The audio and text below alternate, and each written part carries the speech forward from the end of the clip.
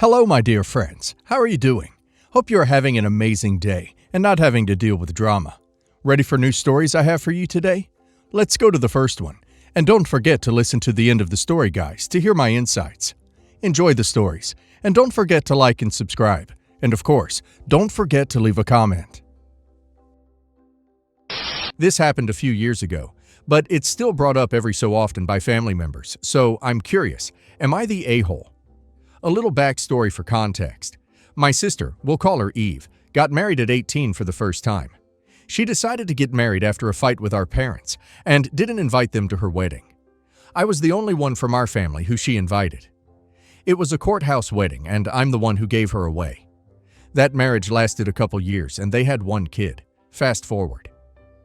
Eve is now 27, is engaged to, we'll call him Adam, 29 male. Eve, Adam, and Eve's kid are all living with my grandma, who is 76 years old and widowed. Neither Adam or Eve have jobs.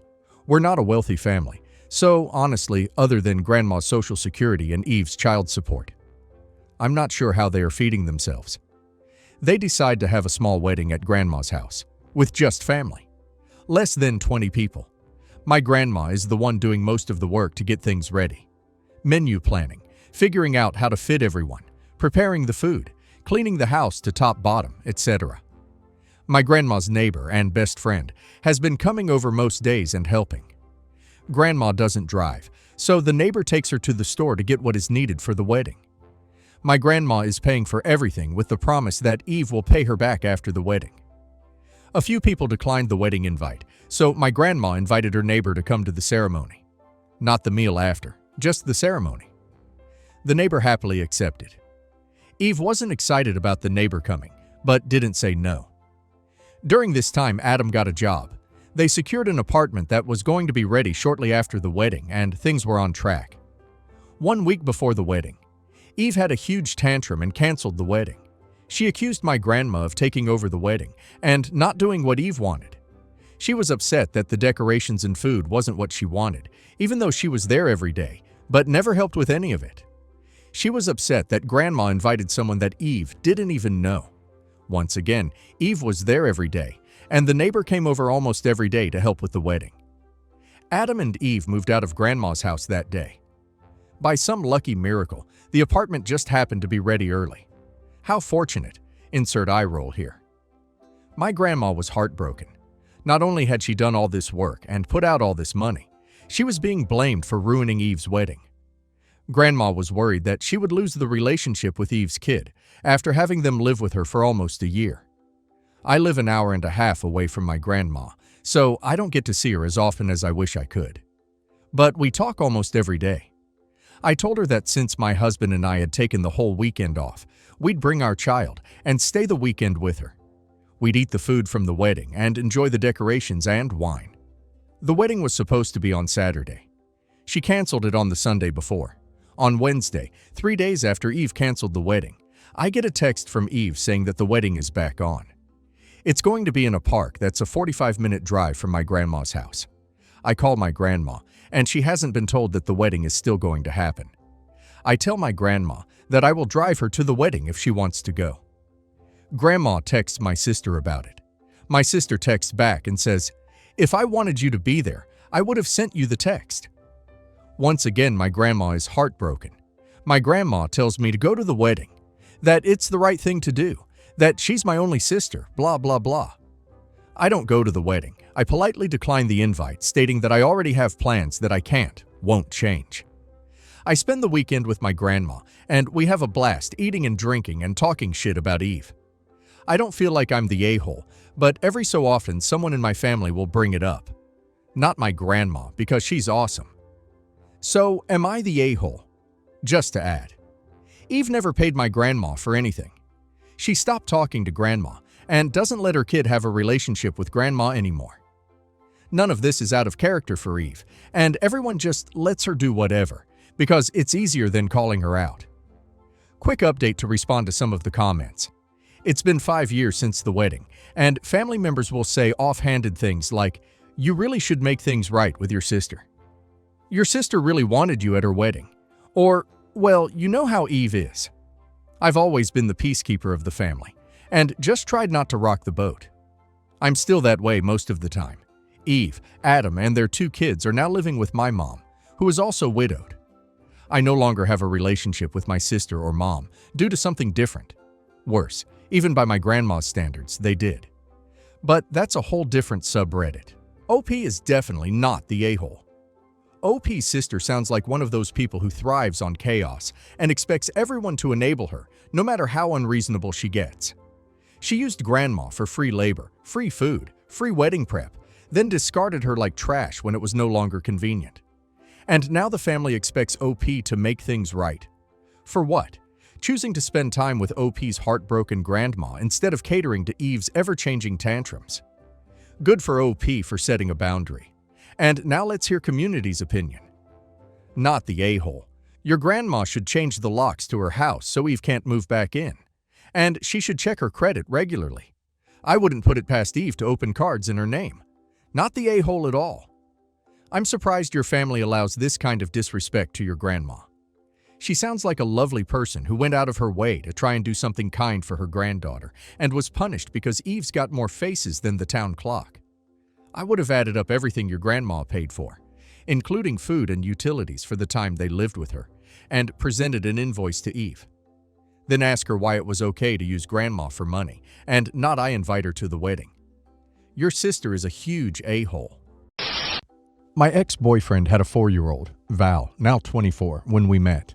We stayed together for 10 years. We had an amicable breakup, and my ex never stopped Val from reaching out to me. We did talk very less when she went to college. We became extremely close when she became pregnant, because she had no maternal influence in her family at all.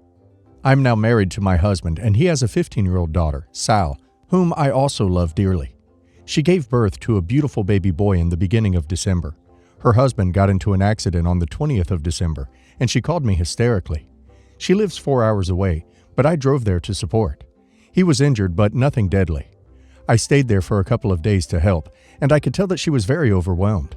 So I called my husband and told him that I would be staying there for some more days and that I would miss Christmas. He was extremely mad at me and told me that my stepdaughter would be really hurt and that I really need to come back by Christmas Eve. I firmly said no and that I would talk to Sal. Both of them did not pick up the phone after that. In fact, they didn't even wish or call me on Christmas. I finally got back home yesterday, and I was very disappointed in both of them. I sat them down and told them that they were behaving immaturely. I didn't want to leave them alone for Christmas, but it was an emergency. Both of them went on the offensive and yelled at me. They accused me of not loving family, and that she wasn't blood, and I should have celebrated Christmas with them. I asked my husband if he would celebrate Christmas if it was his sister or brother-in-law in this position. When he again said that she wasn't family, blood, I reminded him that Sal isn't my biological daughter either, and questioned him whether that means I shouldn't care about her. Sal burst into tears and left the room. I spoke to Sal and told her that sometimes stuff happens and we cannot always control it.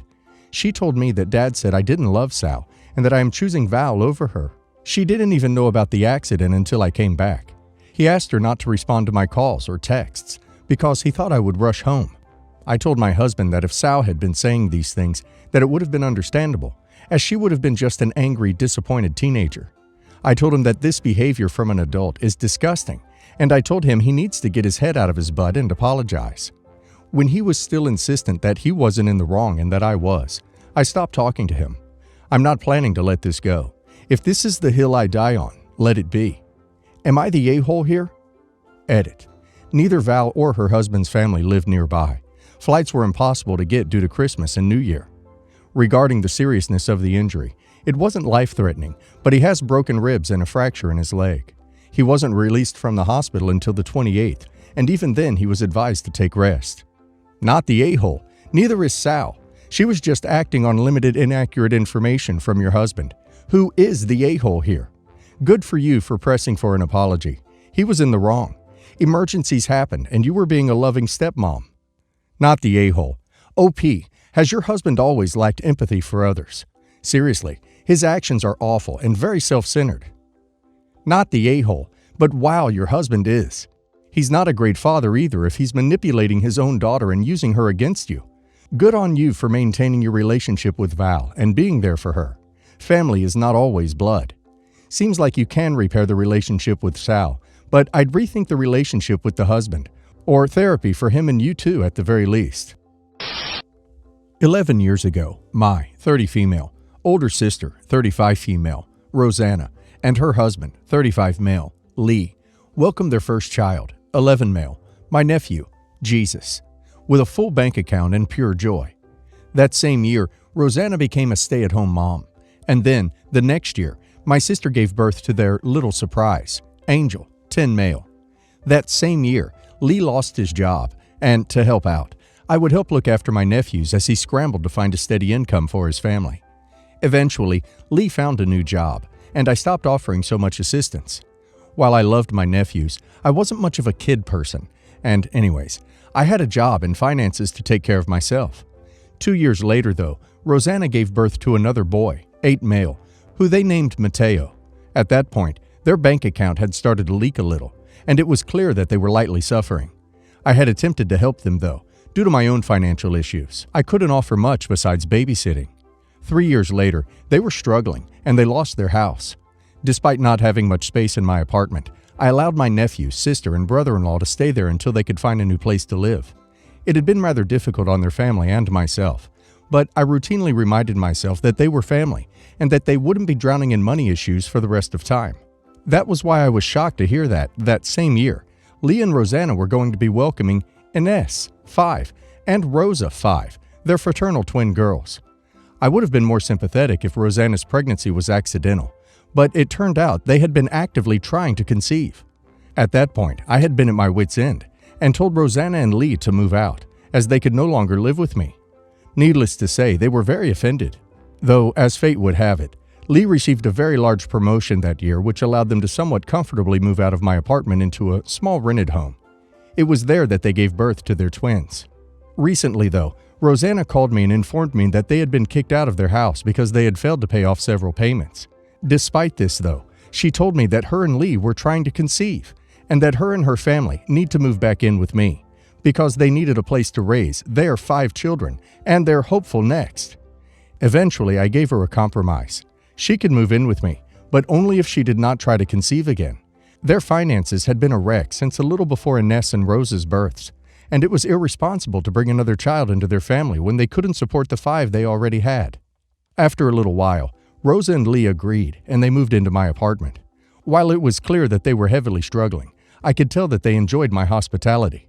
Recently, though, Rosanna announced that, after much trying, she was pregnant with their 6th child, who they were planning on naming Pablo. And, well, I can't take this. My apartment couldn't fit 8, and yet I still allowed their family in. And now my sister and brother-in-law are adding a 9th?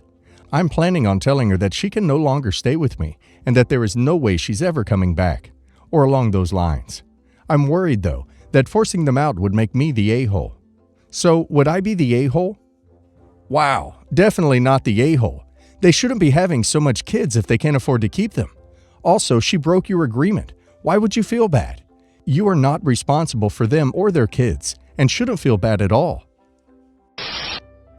I, 20, am a student in college and have 2 siblings. We'll call them Mark, 23, and Chloe, 20. Mark has graduated college, and Chloe is my twin and is also in college at a different university. Relevant details. Prior to my parents getting divorced, my parents had made a college fund. Upon their divorce, I was a minor, so Dad took control of the college funds for me and my siblings. My dad claims to have donated significantly more than my mom to the college fund before they got divorced, but we were given no access to any of the information about the accounts. My dad has since gotten remarried and has 2 new kids, both under the age of 10. It is also relevant to note that my parents would not be financially burdened by the cost mentioned below. Currently, my dad is a smart guy, and when his parents died, he set aside a portion of his inheritance into funding my and my siblings' educations. My dad decided that he would disperse $5,000 to each of his children each quarter they are at school, for up to 12 quarters. Mark was given $5,000 each quarter over the course of 12 quarters, totaling $60,000, and Chloe is on a steady track to graduate in 12 quarters, which would also total $60,000. I am also in college and have the opportunity to graduate early, as I had taken summer quarters and tested out of almost all of my general education classes. It is noteworthy that I paid for my summer quarters in order to get ahead so I could graduate early. Now that graduation is nearing, My dad has decided that the money that I am saving by not needing to take classes in my senior year could be reinvested into my two younger half-siblings' education instead of helping with my current education costs, which as of now, I simply cannot afford. Both Chloe and Mark agree that the money that I am saving should be to help pay off some of my loans and help through my remaining quarters, as my college is slightly more expensive than theirs. But every time I bring this topic up to my dad, he gets upset, and I called him a prick. While I understand that his parents' money was to help his kids through college, it seems unfair to me that the effort and money I'm putting into graduating early is resulting in my college fund being given away to my other younger siblings, while I could have slacked off and gotten the full amount. Edit. People have been asking, my total education costs $100,000. I was expected to take loans to cover the rest that the fund did not. Edit 2. Info. I paid for my summer quarters out of pocket by getting a job, and the college fund is in my name. I just did not have access to the details of the account. Edit 3. People seem confused, so I will add more details. In total, after graduation, I will be receiving $45,000, while my siblings will be receiving $60,000. I also will have paid for 2 of my own quarters that were used to get ahead. Edit 4. My final costs when I graduate will be $75,000 for 3 years of college, and would have been $100,000 for all 4 years. Not the a-hole. If you had to take out loans, then you still need the college fund money. This money is not unused. Your father is refusing to spend it on you. Not the a-hole. Your dad is being a prick. Though it's cold comfort right now, none of this will matter in the long run. If you continue to do what you're doing and get a degree in a good field, you will have a great career in a decade, and the college money will be relatively insignificant. Well, considering even your siblings agree with you, your dad is an a-hole for doing this, and he is being completely unfair. You shouldn't be punished this way for graduating early, especially when this could help you to finish out your education. You still have student loans to pay off that you took out. That's not fair, and your dad is essentially screwing you over. But now that you know he's unreliable, you may have to also do what you have to do on your own to help you pay for the rest of your education. Not the a-hole. My 40 male, wife 34 female, and I have been separated for almost 2 years. It is long to explain all the details, but during the virus, she realized she wasn't happy about her life as a housewife, and she wanted to do more stuff before being too old. I met her when she was in college, and we've been together for a long time. We're not getting a divorce, and she says everything is going to come back to normal eventually, once she feels she is ready to move on from this new stage of her life. She now lives traveling across Europe, doing different ways of charity work and environmental activism. She has had many small jobs during her travels, mainly as a waitress, but I also still help her a lot. Our marriage is now open sexually and romantically. I haven't been with any other women yet, but I may do it if I find the right one. At first, she was just with random men, but she eventually started having more stable relationships. She has been with her current Greek boyfriend for 6 months. The issue is that she was meant to come home for a few days so she could be at our daughter's 13th birthday. I had already bought her a ticket, but when she decided she wanted her boyfriend to come too, I have no problem with him coming, but I didn't think I should be the one paying for his ticket, especially so late, because it would be more expensive. As soon as I complained, she just said she's not coming anymore because she doesn't think I could be mature enough to handle the situation, and she prefers for me to send our daughter to visit her for a few weeks during summer. I tried to negotiate with her, but she was now fully set in her new idea and didn't care about anything I had to say. Now my daughter is angry at me because she was really looking forward to seeing her mom, and because of me, she will have to wait for months. I don't think it is fair to blame me, and I feel it is cruel that my daughter is now being so cold to me. I also miss my wife, and I am sad she's not coming, but my daughter thinks this is something I did on purpose because I am jealous of her new boyfriend. I don't think that is true, but I do feel guilty because my complaints were the thing that started this whole conflict, and now I have damaged my daughter's enjoyment of her birthday. Am I the a-hole? First, get a lawyer, then a therapist. Your marriage is over, and your wife is a manipulator. Stop waiting for her, and don't let your daughter put this on you. This is all on your wife. How dare she expect you to pay for her boyfriend's plane ticket? I felt sick when I read this. Also, your wife is manipulating your daughter. Tell your daughter that if her mom wanted to be here on her birthday, she would have come alone. That you will not be disrespected in your own home or pay for her boyfriend's plane ticket. It may be harsh, but your wife is damaging your relationship with your daughter. If she cared about your daughter, she wouldn't have left. Not the a-hole. Tell your daughter that her mom has a ticket.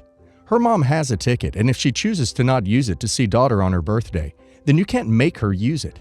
Tell your daughter you are sorry if that is what happens. Dude, your marriage is over. You and your daughter have been abandoned and are worthless. Except for the money you are giving, you're living her best life with her boyfriend on a different continent X in everything but name. I'm so sorry. Get a lawyer, get a therapist, not the a-hole, except to yourself. Everyone sucks here. And I also think that you are very, very naive and that you need to get a divorce ASAP. Of course, you shouldn't be paying for your wife's boyfriend ticket and the fact that your wife, because to me, she's your ex and I'll explain why later, chooses not to come to her kid's birthday shows how much she sucks and how much she's selfish. As for the ex part, honey, that woman is using you to fund her traveling and cheating. Your marriage has been over when your wife decided to act like a college girl and go travel the world without you. The open marriage thing is her idea, and you saying, I will go out with someone when you find the right one, is just you saying, I'm waiting to find a woman to leave my wife. Also, your kid must not be more than 11 or 12 years old, and I'm guessing your ex is the one who told her she's not coming because you won't pay for the boyfriend to come. That's called parental alienation, and here's why I think you're an a-hole.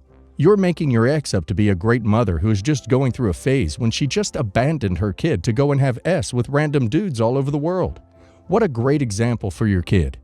Go get a lawyer and seek full custody with visitation for your ex only in your country. My brother is a widower twice over, with kids from both marriages.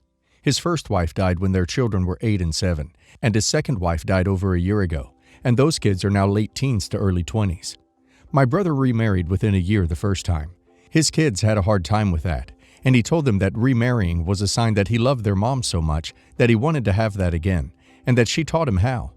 This second time he has declared he will not date or remarry again because he found his soulmate and cannot imagine life with another woman.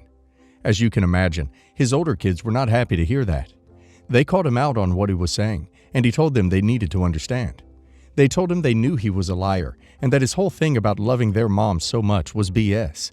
His kids from the second marriage were mad that their siblings wanted him to remarry and weren't happy that their mom was the more important wife. Now his older kids aren't talking to him.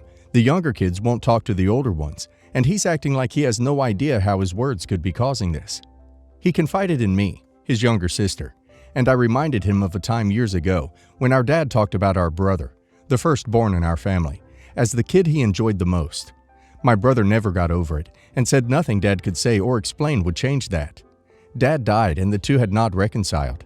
I told him that he needed to understand that words have consequences, like actions do, and telling everyone that his second wife was so special to him that he does not want to find another because she was his soulmate is going to hurt the kids from his first marriage, since he moved on into a second marriage so fast after her, and even told his kids no slowing down and to see it as him loving their mom. He told me it shouldn't bother them as adults. I told him they love their mom and want to believe she wasn't less important to his second wife. He told me I was making it seem like being honest about his marriage to his wife was the same as our dad choosing a favorite kid, and how I'm an a-hole for that. Am I the a-hole? Not the a-hole. You laid out the truth after he confided in you. He can't handle said truth. He seemingly can't handle being in the wrong, so he shifts the blame to you and his kids. What a self-absorbed jerk. Wow, he really thinks he's the main character and the only one with problems. He seems to think he can do no wrong, and if he does, everyone else is just overreacting. What a tool. Not the a-hole, obviously. It was high time someone took him off his high horse. Not the a-hole, but brother is a big one. How is he not seeing that his words hurt his children? There's a difference about being honest with emotions and being inconsiderate. He easily could have avoided this situation by talking to their children that both moms were great and he loved them. Well, not equal because that's stupid. So much. But after the second loss, it was twice the pain. So he just wants to be alone for now.